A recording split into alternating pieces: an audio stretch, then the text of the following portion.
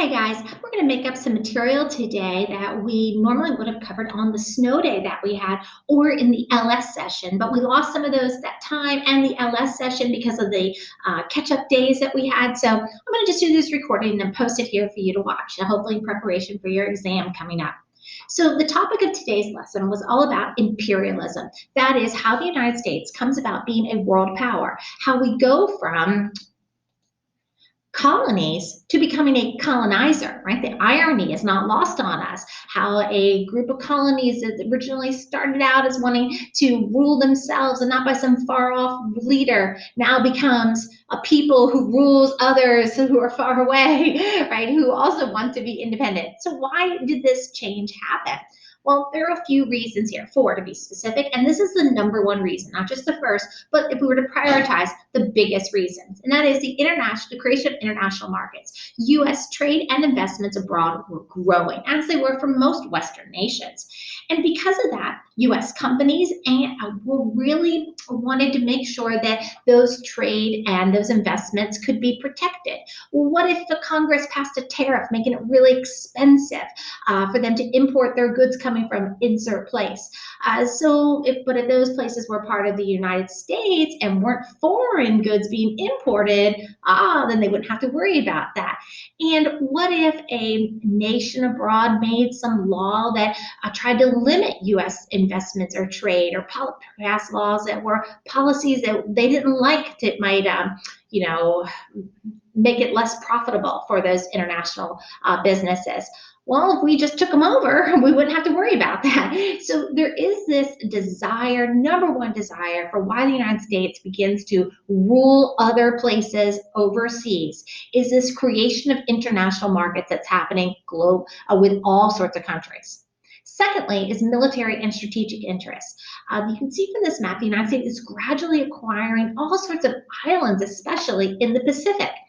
And that's because the U.S. Navy believed that it had a vested interest in helping protect those commercial shipping. So, as those international markets and investments are growing, the U.S. Navy thought that we needed to make sure we could protect those vessels, right? American ships from piracy, from European nations or whatever, harassing them or taking things, and making sure that they were safe.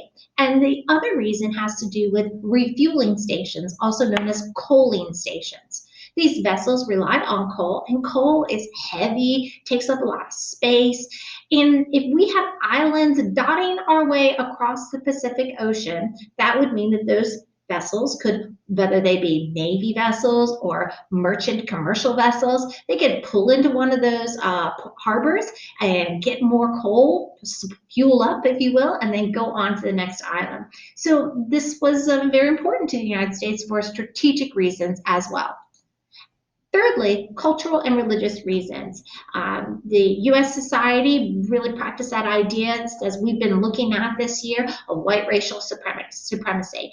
And the notion of scientific racism was taking hold. Now, this is different from social Darwinism, because social Darwinism is about justifying rich versus poor based on survival of the fittest. But this is the same idea, but it's based on skin color. Secondly, was to spread Christianity, and the specific type of Christianity is Protestant Christianity. Protestant Christian groups were very keen on the United States getting colonies abroad so that they could bring more people into their faiths. And they did that usually by starting schools and also hospitals, medical care. And fourthly, was something we looked at the end of the last unit we did on the American West, is a closing of the frontier. Americans lamented and worried that now, without this constant available new space for America to spread west and redefine and grow a safety valve for population to spread, what would come of the United States? Had we reached our peak and now would we decline? We said, well, if we get territories other places, then we don't have to worry about that. We could just keep expanding. So if we were doing this live, we do a Zoom question right here and take a look at this primary source. So give yourself a minute to read this source.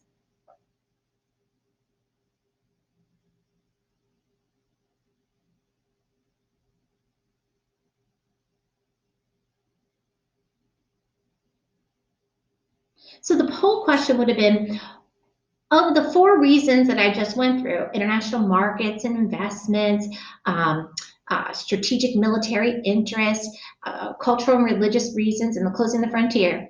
Which reason is best seen in this excerpt? And hopefully you would come up with the correct answer of religious and cultural reasons, talking about white racial superiority, the Anglo-Saxon trying to spread itself over the earth. And then there's this primary source as well, a second one. Take a minute to read it, and same question. Which of the four causes for imperialism do we see best represented in this quote by Alfred Mahan?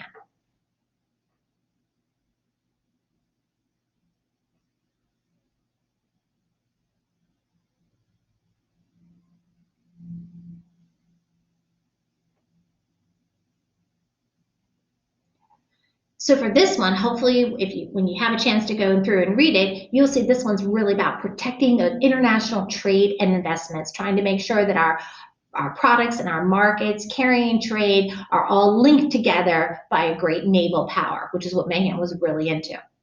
So how were those international markets created? There are two key policies that the United States implements that help facilitate those international markets. One has to do with China. Again, America is always still interested in China. Going back to like Columbus, right?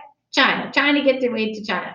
And this policy is called the Open Door Policy by Secretary of State John Hay, who proposed that all nations have equal trading access and observe fair competition in China. Now, you probably recall at this point from your studies of world history that the Chinese government was particularly weak at this point in a long period of decline, and European countries were increasingly coming into China, and along with Japan as well, and dominating over them economically. Soon that'll be politically as well. Britain already has, but other nations after the Boxer Rebellion in 1900 will also begin to do that. This policy is going to lead to increased American trade and influence. After that Boxer Rebellion, they're going to have a second open door policy that encourages all nations to have equal political access in China. That is, everybody should be able to get their own sphere of influence in China. And this is really something. Here is the United States. Look at Uncle Sam in that top picture there. He is standing, everybody else is sitting down with their scissors ready to carve, and people are listening to him. The United States becoming a figure of authority on a global stage here. And this cartoon really captures the mood of, well, how presumptuous that the United States would do this. Well, the United States would make this policy because they didn't want to be left behind, just like they did with the Monroe Doctrine. Like, whoa, whoa, whoa, we want to make sure that we can get into Latin America now. Keep you other people stay out of here. No new colonies. But here they're saying, hey, let's make sure everybody gets a piece of it. Even us. We've been busy. We had a civil war. We're busy, but we want to make sure that we can have a piece of China economically and then politically, actual land in China as well. And these cartoons kind of illustrating the open door policy, the one on the left talking about trying to keep the door open, and then these racist depictions of other peoples, whether it be Russia, Japan, China, etc. And then the one on the right here, a similar sort of idea with everybody trying to get in their economic goods to China. China does not look too happy about that. Look at they're like, oh, I don't think that's not all going to fit. It's all about flooding the Chinese economy. The second policy that helps facilitate the creation of those international markets is dollar diplomacy. And dollar diplomacy was implemented by progressive president William Howard Taft. Remember him, who has a little falling out with Teddy Roosevelt, who then runs against him.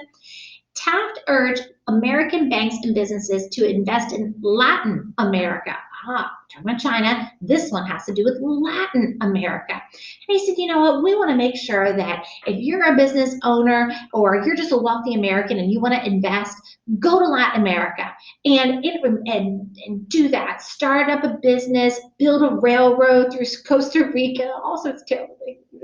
And in return, the United States promised, the government promised, that they would guarantee those investments if there was unrest that broke out. So if a company tried to, or a nation tried to limit an American company or tax all of your land or something like that, we'd send in U.S. forces to back that up. And this is the beginning of that, of sending in U.S. Marines into Latin America repeatedly during this time period. That's where the origin of the slur gringo comes from, because the Marines were green, and that became, they're like green go, and that became just sort of ubiquitous term to describe all white people instead. So, two key policies here. So, what is the start? When do we begin and how do we begin taking territories and becoming an empire? Well, the first happens with Hawaii. Lovely Hawaii. Maybe some of you have been to Hawaii. Absolutely gorgeous. Hawaii is going to be the first taken, but it's not done by the US government. It's done by businessmen. Why is that? Well, that's because this actually happens during the Gilded Age when everything is done by business, right? So US businessmen actually deposed Hawaii's monarch, Queen Kulani, because she was advocating for a nationalist pro-Hawaii. There you see her slogan, Hawaii for the Hawaiians, meaning get out, Americans, we don't want you here. So they hire people like Pinkertons and just armed guards to arrest the queen, put her under house arrest in her own palace, and they take over in 1894. And then Hawaii sits, and the businessmen are like, hello, we'd like to be part of the United States. We're American. We want it to be annexed. But just like what happened in Texas in the antebellum period, the U.S. businessmen from Hawaii are knocking on the door. We want to come in. We want to join the United States. But nobody's listening. The last time with Texas, no one was listening because they didn't want to upset the balance in the Senate. This time, no one's listening because there's a huge economic panic that just happened in 1892, and the Pullman strike's going on in 1894, the Homestead strike. Things are a hot mess. The populace are raising. It is a little crazy, but not in 1898. 1898, there's a surge of desire for Americans to gain colonies. So Hawaii happens in 1898. Why is that, right? We'll look at that in the next couple of slides. So Hawaii, look at the strategic location where my cursor is right now, in the center, perfect for economic commercial interests, for the U.S. Navy to protect merchant vessels and our own political institutions as well. Hawaiian Islands is one reason why Pearl Harbor was established there. So what happens in 1898 that makes everything's like tune change so that suddenly there is this desire to become imperialism and Hawaii is just not left hanging, right?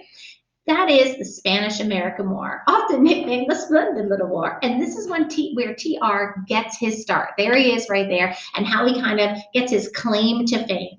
So this picture right here, Teddy Roosevelt, I'll talk to you a little bit more about him in a moment, but they refer to this war as the Splendid Little War, which no one should ever refer to as a war as, right? Because they called it that because it was so brief, and many of these young men who were fighting in this, or middle-aged men perhaps, uh, didn't fight in the Civil War. Their dads did, their grandfathers did, but they didn't have a chance to, like, what they felt, prove themselves as manly men to go fight off in war. This war was over in a matter of months. That was it.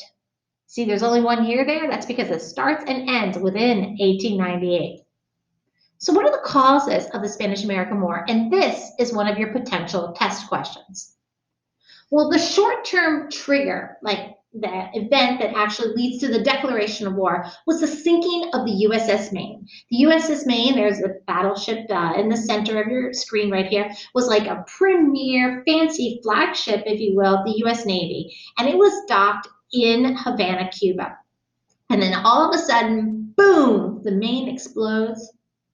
And we blame it on the Spanish because Cuba was still, going back to Columbus's day, a Spanish colony. And Americans are angry, absolutely incensed. We blame it on the Spanish. You can see the pin there. Remember the Maine? There's a big funeral, and we go to war. That was the trigger. But like in any war, there's always a short term, and long term, like real causes that lead to war. So let's take a look at those. I'm going to show you a little video right now. And if we were doing this in class, you could see it would have been listening to inferences and writing in the chat. So I want you to listen closely. And you may, in class, if we would have had class, I would have replayed this and you would have listened to it twice. It's all about why do we really go to war? So I want you to listen and try to find like the underlying causes. Listen between the lines. What can you pick up on that might be the real reasons we went to war? So listen closely.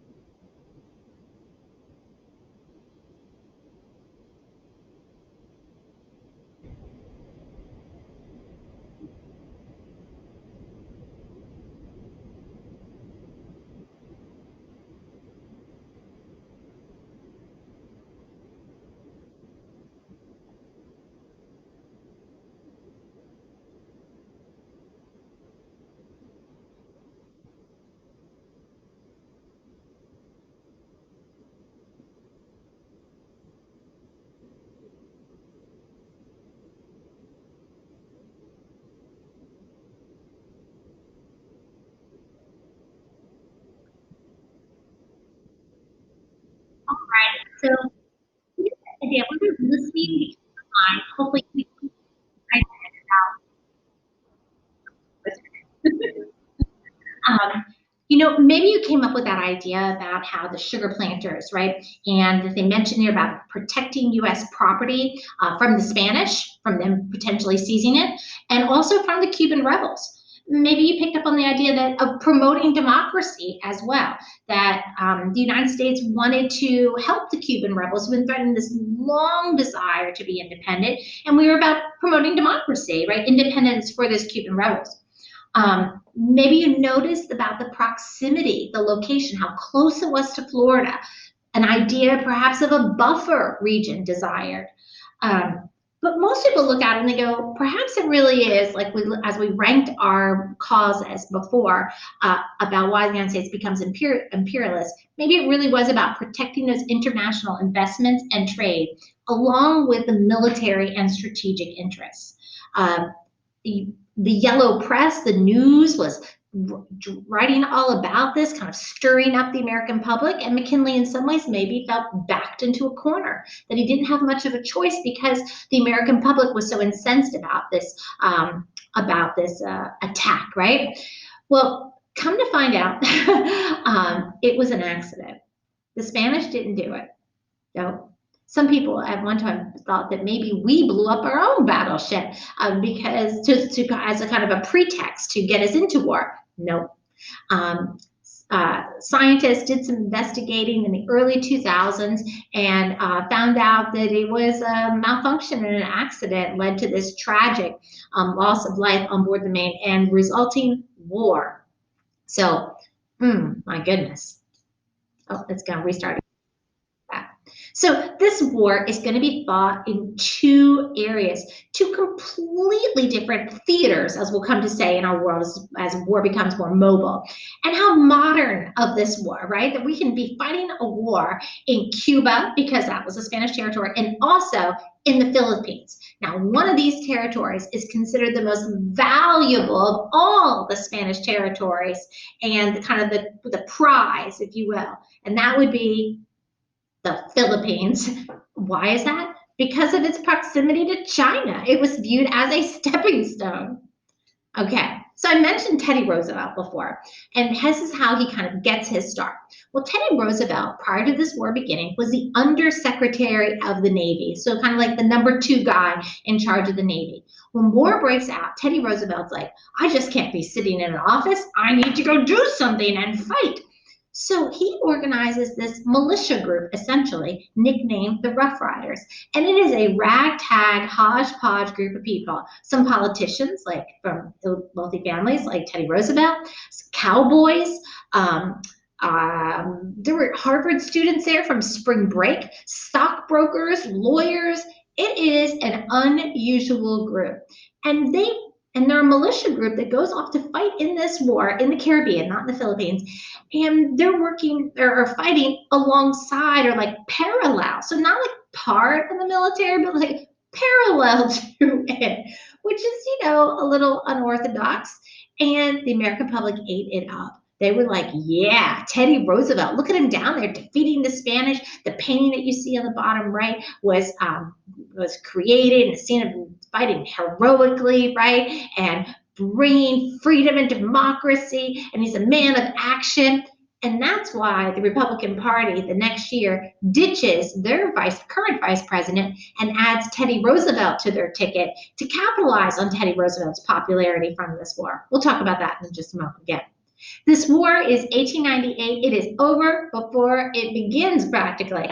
And they sign their treaty, like they do all places, 1898. And this too is a potential ID term. The Treaty of Paris of 1898 is the treaty that formally ends the war. There are a couple key provisions to it.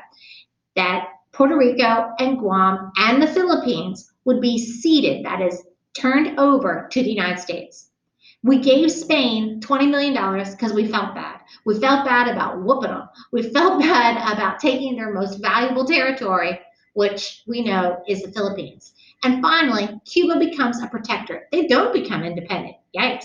Instead, they become a protectorate, which essentially means that they have their own government, but the United States reserve the right to veto or override any policy that they want to do. So it's kind of like your parents telling you you're free to do whatever you want to do, unless I disagree with it, which isn't really freedom to do whatever I want to do. Nonetheless, why is this treaty so important? Because this is the treaty that then makes us a world power. That Teddy Roosevelt becomes a national hero as a result of this, as I was mentioning. But this treaty, more specifically, makes the United States a colonizer over other peoples. And that's a huge shift in identity and who we are. And it begins this wave of imperialism. As this is happening in 1898, this is one way they just kind of slide Hawaii in on the side. It's not part of this treaty, not at all. But that they think, okay, now while we're doing this, let's bring in Hawaii too. Now's the moment. We'll do Hawaii too. It's not specifically part of the treaty. So if you're going to do this for an ID, think of the context. Think about why this treaty becomes so important, how it then is going to launch into other things. So one of the biggest issues with the treaty kind of coming up was with the Philippines. What will he, that is McKinley, standing there holding the Philippines, grabbing them by the neck in this crazy racist cartoon? What will he do? The eyes of the world are upon him. Echoing John Winthrop, City on a Hill. And the him is not the Philippines. The him is McKinley. The world is watching. Will we let the Philippines, who is a child, who is uncouth, uncivilized, no shoes, can't take care of himself, but we let go of the Philippines will surely fall into the abyss to Spain. Because what's wrong with the Spanish rule? They have a monarchy. They also are Catholics, as were most Filipinos at the time. They're just like, oh, we can't have any of that. We like democracy, we like Protestantism. Oh my goodness, we're gonna hold them back. McKinley says that he got down on his knees in the White House and prayed to God about what should he do. Should he let the Philippines be independent and perhaps then be taken back by the Spanish or remain Spanish? He said, no, neither of those options. I prayed and on my knees, and then it came to me, he said, that we should civilize and Christianize our little brown brothers, which many Americans have looked at and said, wow, that's potentially like the maybe most racist thing a U.S. president has said. Or at least we used to say that. So here we have the United States becoming an Pacific power. Look at all the islands. We've got the Philippines now. Guam, other places are going to be added in the midst of this. Oh, I missed one, sorry. Now, when Teddy Roosevelt becomes president, because after his second term starts, we know that McKinley is assassinated and Teddy Roosevelt becomes president, he is going to be responsible for the building of the Panama Canal, which the United States is going to encourage Panama's independence from the nation of Colombia. Panama wanted to rule itself. They were part of Colombia, and when the Colombian legislature told them no, the Panamanian rebels go to America and say, hey, help us become independent. The United States said, deal. We'll give you all the weapons, training, supplies. We'll make it be so. But you got to promise to let us build a canal right through the middle of your country and let us own and operate it, and a 10-mile wide on each side swath cut through the middle of your country as kind of like a buffer on the canal to make sure it stays protected. And this is so important for our U.S. strategic and commercial interests. Military and commercial interests, making it so that we no longer have to go all the way around the tip of South America, and that we don't have to have a two-ocean navy, that things can be moved, vessels, whether they be civilian or military, so much more efficiently. And Teddy Roosevelt, also while he's president, adds what's called the Roosevelt Corollary to the Monroe Doctrine in 1905. It can be summed up with those two words, preventive intervention. He says that in order to keep European powers out of the Western Hemisphere, which is what the Monroe Doctrine said, stay out. In order for that to happen, the U.S. would just intervene first. So in order to prevent European countries from intervening, like in this picture here, we see Europe trying to interfere in Santo Domingo, aka Haiti and the Dominican Republic. We instead would intervene, would pull up there with our gunboat and stay back instead. And we would do that by taking over their customs houses, pay off their debts, sending troops back to the gringo idea, etc. Teddy Roosevelt very much believed in what he called the big stick foreign policy program. That is, speak softly, like engage in diplomacy, but carry a big stick, have a big fleet of vessels to patrol and be willing to back it up.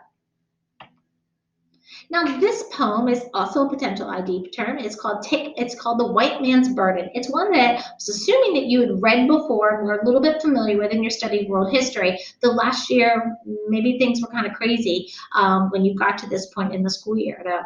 So this is a poem, and I have it on the screen here. Make sure that you pause and you read it. But this poem is written by a British guy, an author, poet, Rudyard Kipling, same guy who wrote the Jungle Book, and he writes it for an American audience. It appears in McClure's magazine, same magazine where all those progressives were reading muckraking literature like The Jungle and The Truth About Standard Oil, etc. It first appears in that magazine. It's designed for white, middle-class American audiences, and it is a moral justification for imperialism. He says, America, welcome to the club. We've been out here colonizing brown and black peoples for a long time. And now you must take up the, quote, white man's burden. You're going to send forth the best of your sons and everybody to go out and bring people all the great things of superior Western civilization. Whoa. And they're never going to say thank you. They're going to fight you. Oh, it's going to be rough, but you got to do it. Why?